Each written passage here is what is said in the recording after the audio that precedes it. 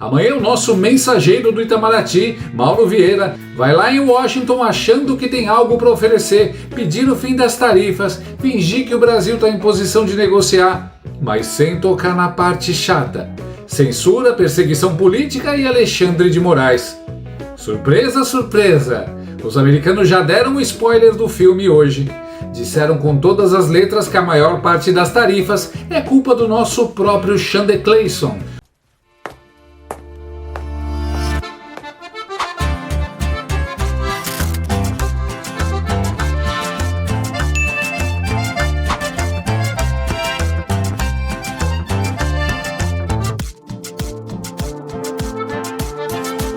Som na caixa, Bruno.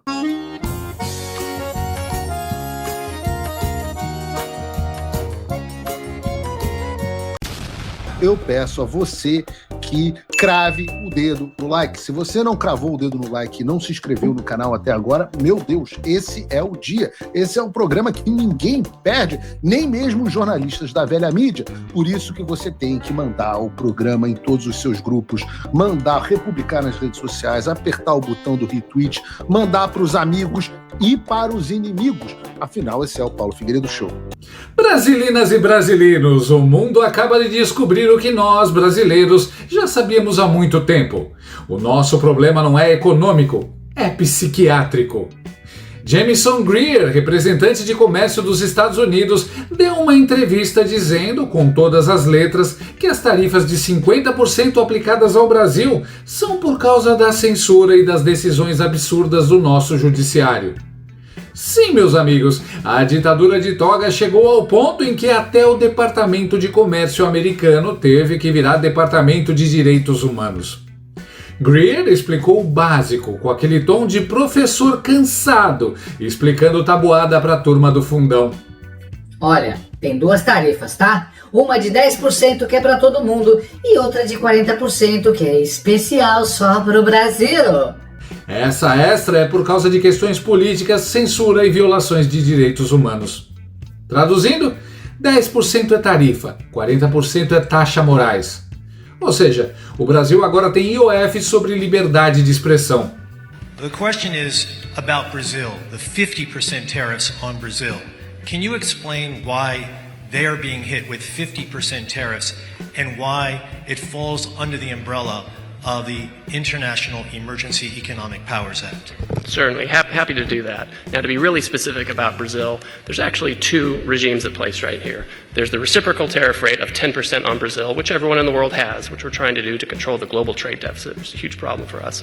Then on top of that, there's a 40% tariff on Brazil, and that's under a separate emergency, and this is related to extreme concerns with rule of law, censorship, and human rights in Brazil, where a Brazilian judge has taken it upon himself to order U.S. companies to censor themselves, given them secret orders to manage the flow of information, rule of law with respect to political opponents in Brazil. And so when the unlawful detention of U.S. citizens who were in Brazil. Correct. Now, the Treasury Department has often used AIPA, which is the shorthand for the law you're talking about, to impose sanctions, which will cut off countries or companies or persons entirely from the U.S. financial system and cut off trade entirely. If the president can cut off trade entirely, he can certainly impose a tariff, which is a lesser measure than a full sanction. E o mais bonito é que o homem nem precisou citar o nome de Xander Clayson. Quando ele fala um juiz brasileiro que ordenou empresas americanas a se censurarem com ordens secretas, não precisa dizer o nome, né? É tipo dizer, um político brasileiro que acha que é bonito andar de vermelho e chamar ditador de amigo. A gente já sabe quem é. Aí entra o secretário do Tesouro americano, Scott Bessent, porque sempre tem aquele colega que completa o caos com a cereja do bolo. Ele disse que há preocupações com o tratamento dado a opositores políticos e com a detenção ilegal de cidadãos americanos no Brasil. E citou o caso do Jason Miller, ex-assessor de Trump, que foi detido aqui em 2021. Sim, o Brasil conseguiu o feito histórico de prender um americano que veio dar palestra. Nem a Venezuela usou tanto. É o tipo de vexame que parece o roteiro de Se Beber Não Case, só que sem o tigre, sem o humor e com Xandão no papel do vilão careca. Greer praticamente desenhou no papel: gente, 10% é comercial, 40% é censura. E mesmo assim tem gente aqui que não entende. É o mesmo público que achou que imposto sindical era caridade e que PL das fake news era combate à desinformação. A turma do soberania, repetindo igual papagaio. Meu amigo, soberania é quando o país decide seu próprio futuro, não quando meia dúzia de togados decide quem pode falar. E para quem ainda acha que os Estados Unidos vão tirar as sanções, eu só lembro da primeira carta do Trump. Ele deixou claríssimo: o motivo das sanções é a perseguição política a Bolsonaro e aos seus apoiadores. Não é o café ruim da embaixada, não é a jabuticaba do Lula, é Xandão. Os bolsonaristas levaram ao governo americano a denúncia de que Xander Clayson mandou prender até uma cidadã com nacionalidade americana, a Flávia Magalhães. Ou seja, o Brasil não é mais um país soberano, é um sítio de segurança máxima do Xandão. Enquanto isso, o Itamaraty acha que vai resolver tudo numa reunião de quinta-feira. Mauro Vieira vai encontrar Marco Rubio e o próprio Greer. E adivinha quem também está em Washington? Eduardo Bolsonaro e Paulo Figueiredo. Sim, os dois já estavam reunidos com gente do Departamento de Estado antes do encontro oficial do Itamaraty. Ou seja, os americanos já ouviram o outro lado da história, o lado que a Globo finge que não existe.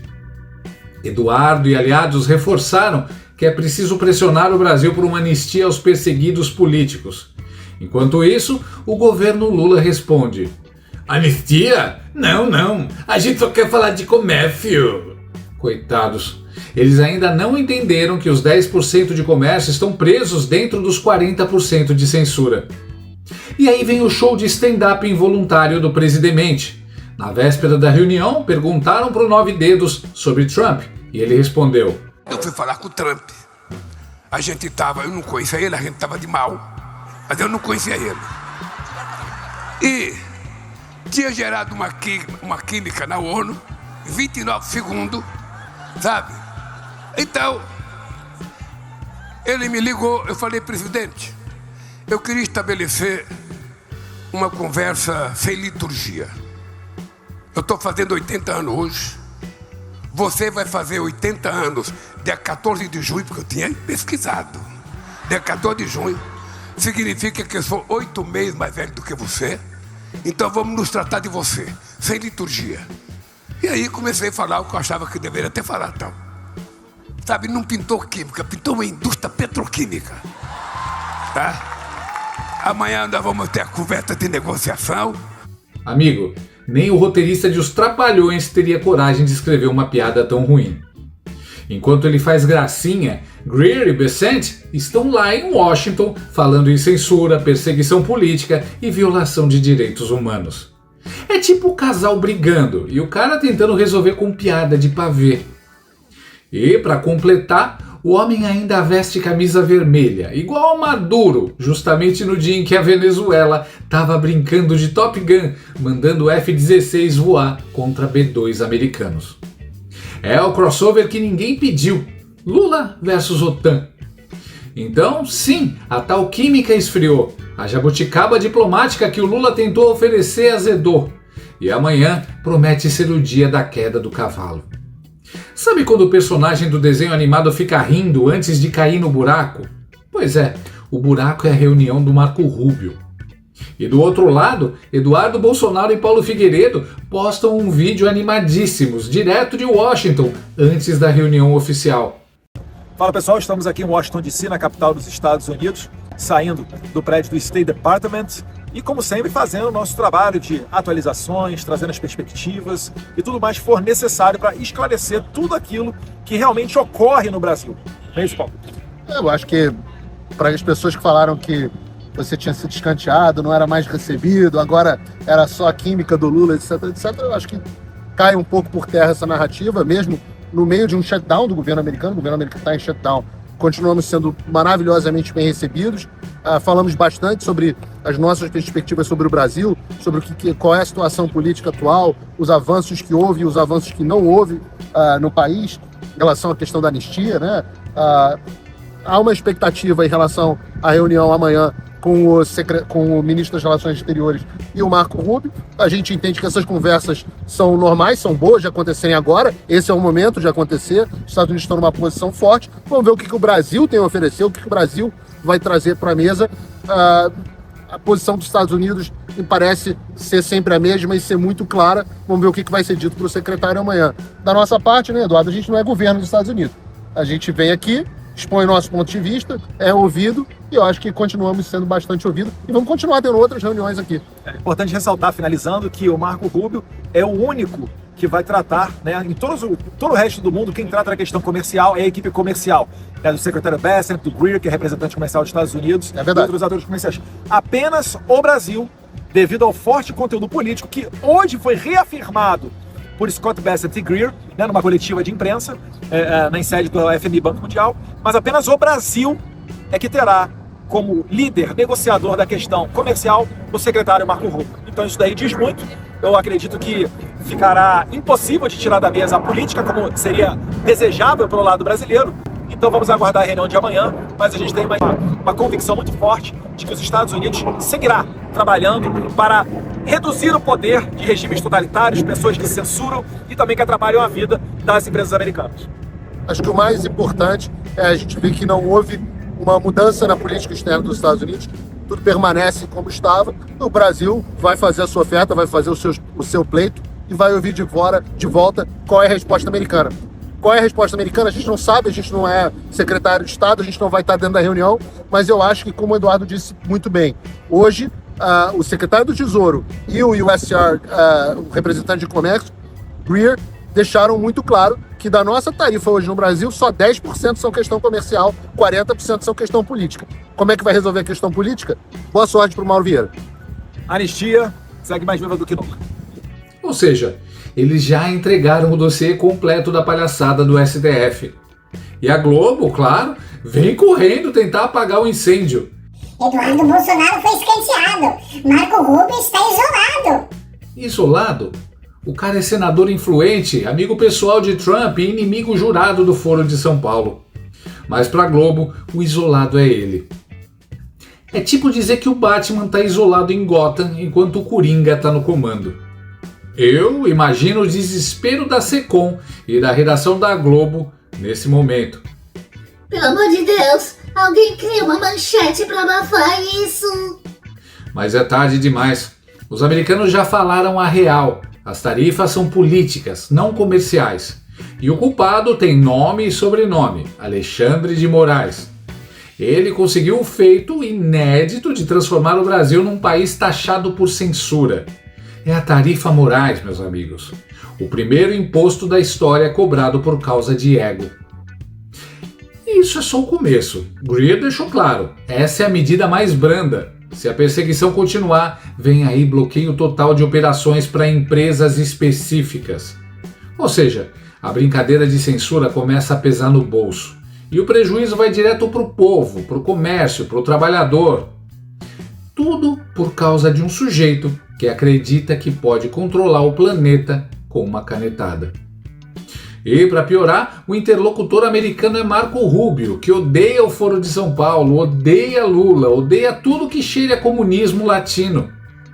E o Lula vai sentar na mesa achando que está negociando com o Papa Francisco. Meu amigo, Rubio é o tipo que chega na reunião com o crucifixo numa mão e a planilha de sanções na outra.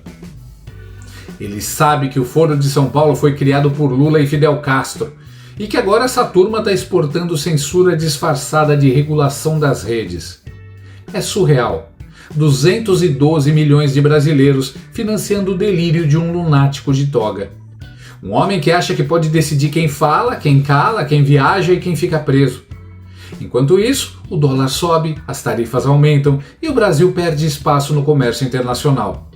Não por má gestão, mas por autoritarismo judicial. A gente está pagando o preço da megalomania de um juiz que confundiu Constituição com o script de Vingadores, a Era de Ultron. E o mais revoltante é que parte da mídia, do Congresso e do empresariado finge que não vê. São os cúmplices do desastre. Gente que se diz neutra, mas que prefere a censura à liberdade, desde que a censura proteja seus contratos. Sabe aquele amigo que diz: Não vou me meter. Pois é, aqui não se meter é o mesmo que aplaudir o desastre. Enquanto isso, do outro lado do continente, os Estados Unidos não estão nem aí para a narrativa da Globo. Eles têm clareza total. Quem gerou metade do prejuízo econômico do Brasil foi Chandermar. E é só o começo. Se a coisa continuar, as sanções podem aumentar e atingir empresas ligadas à censura. O recado é simples. Quer brincar de ditadura? Paga o preço. E aí, o que você achou dessa história toda? Deixa aqui nos comentários a sua opinião, o tio Pavê quer muito saber o que você pensa. Se gostou do vídeo, já sabe, deixa o like, se inscreve no canal e ativa o sininho para não perder as notícias mais bombásticas da semana. Porque aqui, a verdade não se esconde, a gente mostra tudo. Até o próximo vídeo. Oi! Diante dos inúmeros bloqueios que eu venho recebendo do STF e também todo o boicote do YouTube, canais de cortes dos meus vídeos como esse são muito importantes para fazer a minha mensagem chegar ao máximo de pessoas possível. Sem isso, o pessoal fica refém da Globo News e das outras redes de televisão de esquerda. Por isso, todo mundo tem autorização expressa para recortar os meus vídeos à vontade, exatamente como fazem aqui os meus amigos do Pavê News. Curtam então o vídeo e se inscrevam nesse canal. Para acompanhar os meus programas completos ao vivo, eu sugiro que você acesse o meu canal e o site do Paulo Figueiredo Show. A gente transmite ao vivo todas as terças e quintas às 15 horas. Você também pode, no meu site, apoiar o meu trabalho diretamente. O programa é totalmente financiado justamente pelos assinantes e cada contribuição é crucial. Se tornar assinante e apoiador é muito fácil, é acessível e eu criei um cupom de desconto especial com 20% aqui na descrição. É uma contribuição de pouco mais de $5 por mês, menos que uma promoção do Big Mac, e você tem acesso a vários conteúdos exclusivos, análises detalhadas e descontos dos meus cursos. De novo, link e cupom na descrição. Você pode contribuir também de uma forma mais significativa se você se tornar um patrono Gold. Aí, com um compromisso de $50 por mês, você se junta ao nosso grupo exclusivo de WhatsApp, participa das nossas reuniões mensais de Zoom, de encontros presenciais e tem acesso direto a mim por e-mail. E você vai poder compartilhar as suas ideias, contribuindo para um grupo de elite dedicado ao futuro do Brasil. Você imagina o impacto que você pode ter. Desde dezembro de 2022, as minhas redes sociais estão bloqueadas no Brasil, as minhas contas bancárias, ativos, todos congelados, meu passaporte cancelado, tudo por ordens do Alexandre e sem justificativa. Então, se você está procurando uma forma de ajudar e fazer a diferença para o seu país, essa é uma ótima forma. Não me deixa sozinho.